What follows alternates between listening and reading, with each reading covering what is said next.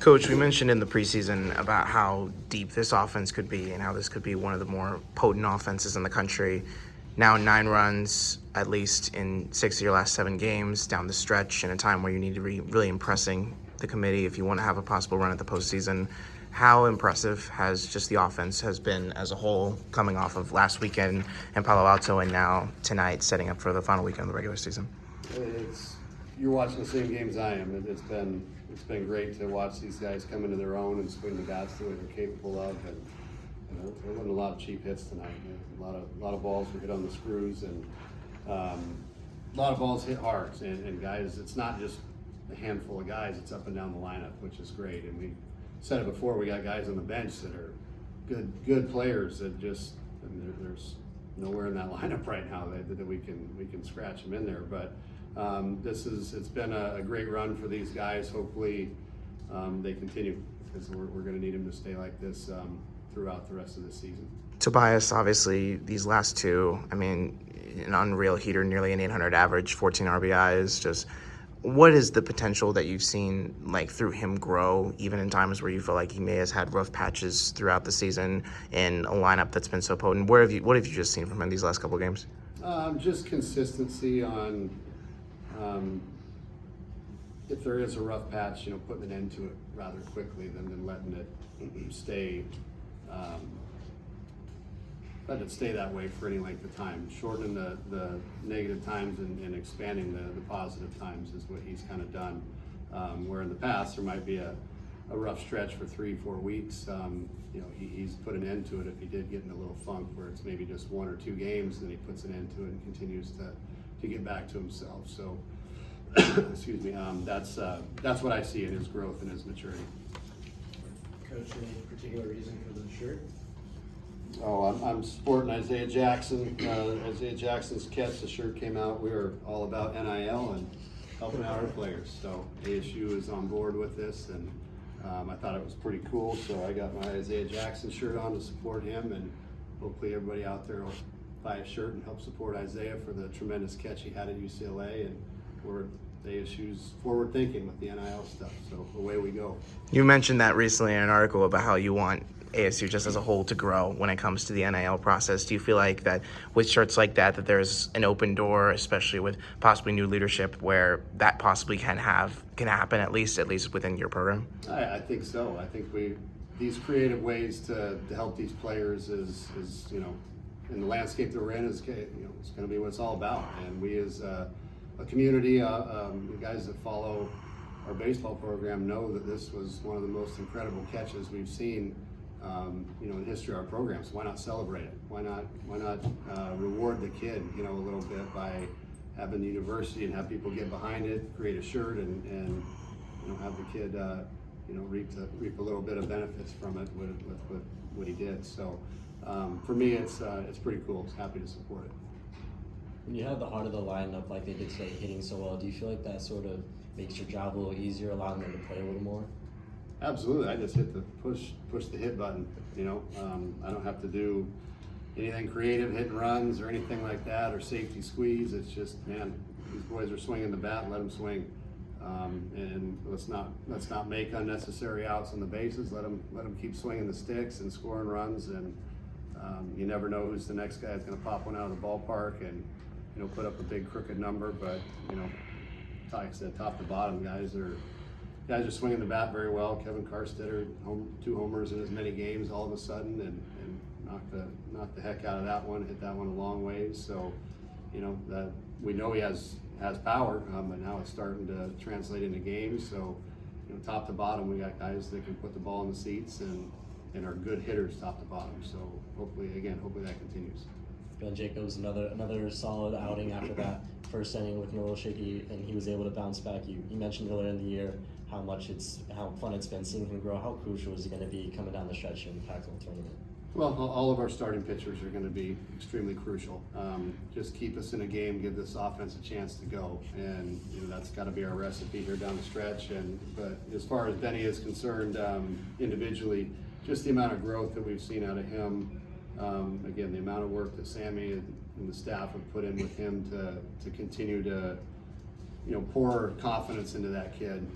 He's got great stuff, and I think what you saw tonight is just a perfect example of how much he's grown. He didn't have his sharpest stuff in the first inning, was a little bit erratic, and that cost him. A few runs, but the way he was able to turn the page on that and come and settle in the next 3 innings and give us, it wasn't a long start, but it was what we needed today. Just long enough to where we could have stretched him another inning or two if we needed to, but based on how the game was going, it's like, why burn him out? And his pitch count was getting up there a little bit, and that's kind of all the further we wanted to go to bring him back, a week from now. So, but just a tremendous job by him, just in his growth on being able to turn the page from one inning to the next and not let things get out of hand.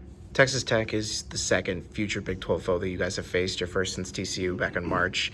What have you learned necessarily about that program, and how excited are you at least with the program's history that at least it presents, and what future that will possibly look like next year? It's tough to gauge after just one game against them, but watching film and video on them, it's a very capable team. They can swing the sticks very well. They kind of went bullpen day today. They have some good starting pitching, and they have some very good arms coming out of their pen. But I think early on we put a decent margin on it early, and then they probably didn't go to their better arms. So don't let tonight score fully on what caliber team they are. They're a good team over there. So it's a big win for us. Hopefully we come back tomorrow and get another one against them, because that's all these wins are good resume builders for us, for teams that are they're a 30-win team for a reason. And they're good, and like I said, they're a very capable team. So we just got to keep playing the way we're playing.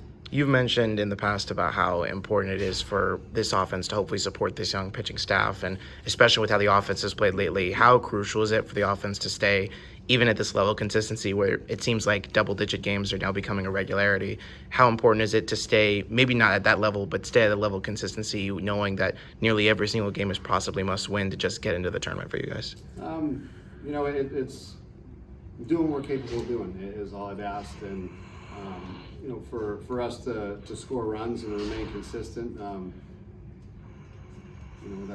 we knew that was going to be coming into this year, going to be hopefully our strength, was going to be where we do have some experience and some depth and some older guys. It wasn't our offense, and we knew that was going to have to be the strong part of our team as we continue to develop the young pitching staff. So the fact that they're coming into their own and doing what they're doing as of late it's nice. I mean, I would have selfishly obviously wanted this all year long, but better that it's coming now, and when these games are crucial, because like I said, we're gonna need them to continue swinging hot bats, and us continuing to play good defense behind them and get solid pitching behind them as well.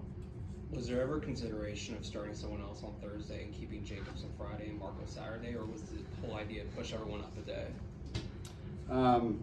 Based on how last weekend went, we felt very good about moving Ben up one day, and then put him on a regular rest for, I guess that would be game 2 for all intents and purposes of the tournament.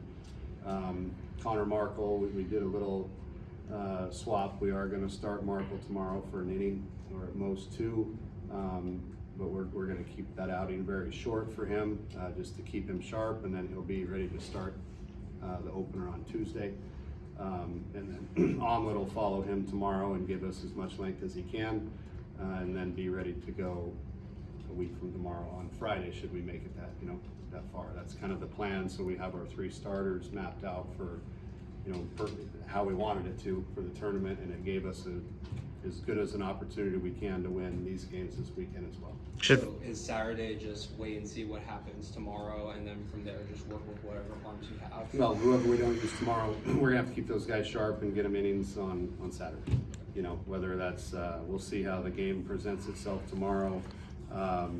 We knew if we were going to use Markle this weekend, it was going to have to be either tonight or tomorrow.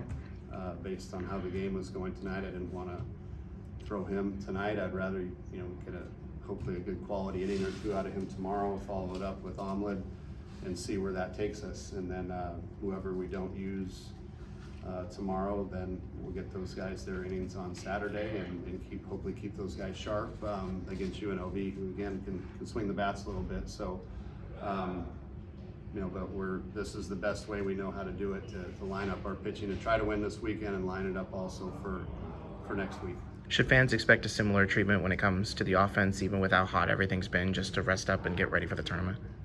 I'm sorry? Is the offense at least going to be maybe adjusted in that similar fashion over the next couple of days just to get everyone ready for the tournament, or are you going to keep everyone out there just because they're hot?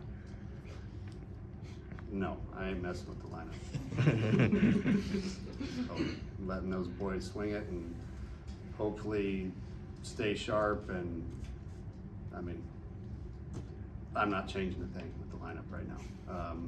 The only hard part for me is getting guys like Eamon Lance and Harris Williams and Demera, those guys in the lineup, and keeping them sharp as well.